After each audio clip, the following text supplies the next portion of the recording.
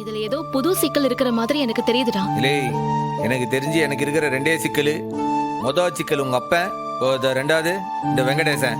டேய், யோசிச்சு பாரு. வெங்கடேஷ் மேல இது வரைக்கும் 3 கேஸ் இருக்கு.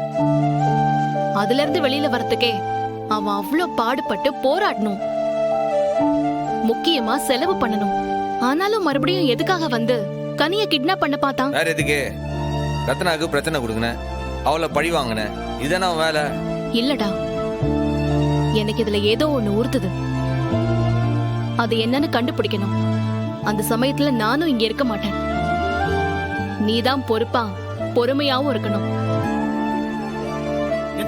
நம்ம பிள்ளைய தூக்கிட்டு ஓட பாத்துருக்கா, அவன் முன்னாடி பொறுமையா இருக்க சொல்லுதா? அவன் வன்முறையால சாதிக்க நினைக்கிறத நாம சட்டத்தால தடுக்கணும் மாமா. அதுதான் புத்திசாலித்தனம்.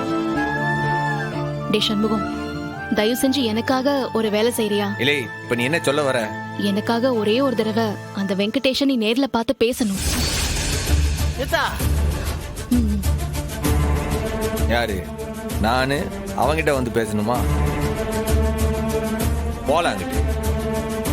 அவனை எங்க பார்த்தாலும் நான் கண்ட துண்டமா வெட்டணும்ட்டு இருக்கேன்.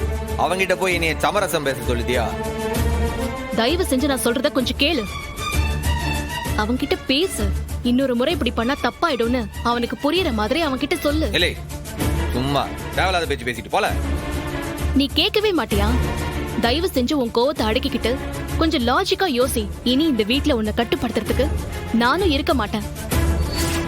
அப்ப நீ தானே கொஞ்சம் பொறுப்பா இருக்கணும். இல்லை, நான் பொறுமையா இருந்தனால்தான் எடுத்த அருவாளை இங்க விட்டுட்டு என் கையாலேயே சமாளிக்கிறதுக்கு போனேன். இல்லன்னு வச்சுக்க, இன்னைக்கு அந்த அருவாளாலேயே அவன் கதையை முடிச்சு இருந்திருப்பேன். அது நான் இருக்கிறதுனால.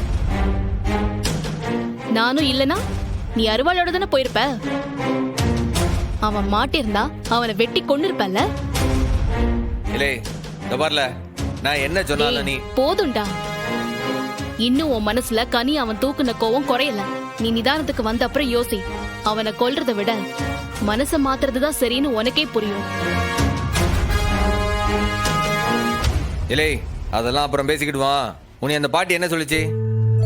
கை சரியாற வரைக்கும் கை காலெல்லாம் ஆட்டக்கூடாது சொல்லிச்சுலாம். இப்ப நீ எதுக்கு தேவையில்லாம ஆட்டி ஆட்டி பேசிட்டு இருக்க? ஹலோ மிஸ்டர் பிரசிடென்ட், பாட்டி எலும்பு கூடிடுச்சுன்னு சொன்னாங்க. என்னோட வேலையை நான் பாத்துக்கலாம். வெயிட் மட்டும் தூக்க கூடாதுன்னு சொல்லிருக்காங்க. நீ மறந்துட்டியா? அதுக்காக நீ கொஞ்சம் கவனமா இருக்கணும்ல. இல்லை, நான் அந்த உளுந்த கஞ்சி செஞ்சு வச்சுட்டு போனேன், சாப்பிட்டியா? அப்பா, அந்த களிய பார்த்தாலே வாமிட் வர மாதிரி இருக்கு.